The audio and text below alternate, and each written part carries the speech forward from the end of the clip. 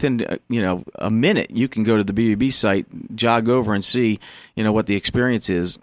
The neat thing is that online they're going to have a lot more activity because they're soliciting throughout the country and the world, and so they quickly hit our radar. And if there are problems, they quickly have a report generated, and then we can have that available to the consumers. In the old days, it would take a lot more time to try to get that information and then set up a file. Anymore, we can set it up. We can set up a traffic file within a couple hours. Kip Morse is here, President and CEO of the BBB, serving Central Ohio. BBB.org, again, is the website. And I imagine, you talk about people buying things online. There's so many websites and people buying not from businesses, but from just somebody selling something. Do you hear about complaints with that?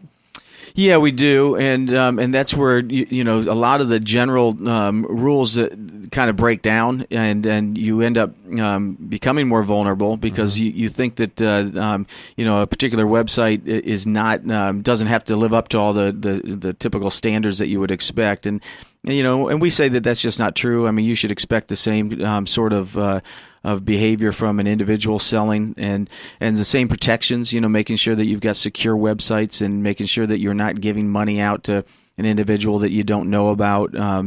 Those are some of the key areas that you need to be concerned about.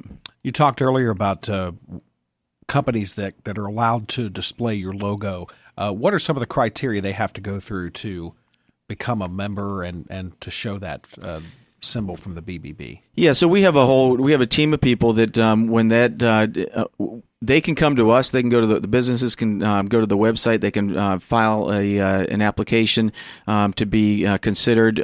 We contact businesses that have good ratings and ask them to consider becoming accredited, and then they fill out the information, and we find out. We do a background check with our databases, and we make sure that they don't have government actions, and make sure they have proper licensing, and make sure that we know the individuals that are behind the company. We make sure that what they're advertising online is actually true. We've had cases where people have had logos on their website suggesting that they've got certain accreditations or they've got they're a part of certain associations, and the associations are fictitious, or they're not a part of it. We contact the organization, and they say, nope, not a part of us.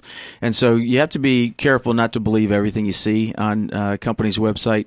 That's one of the reasons that our logo is dynamic, so that our accredited businesses can use that, and you can click on it, and then okay, it's live. I can see the up-to-date current rating of that company.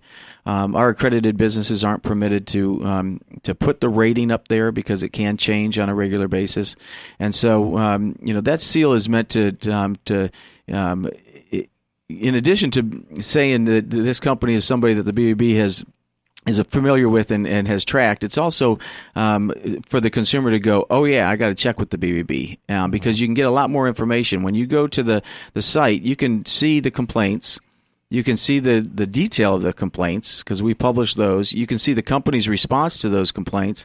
And then we also have customer reviews. So you can see if they said, no, I'm not looking for anything specific relative to a complaint, but I want to let you know what my experience is.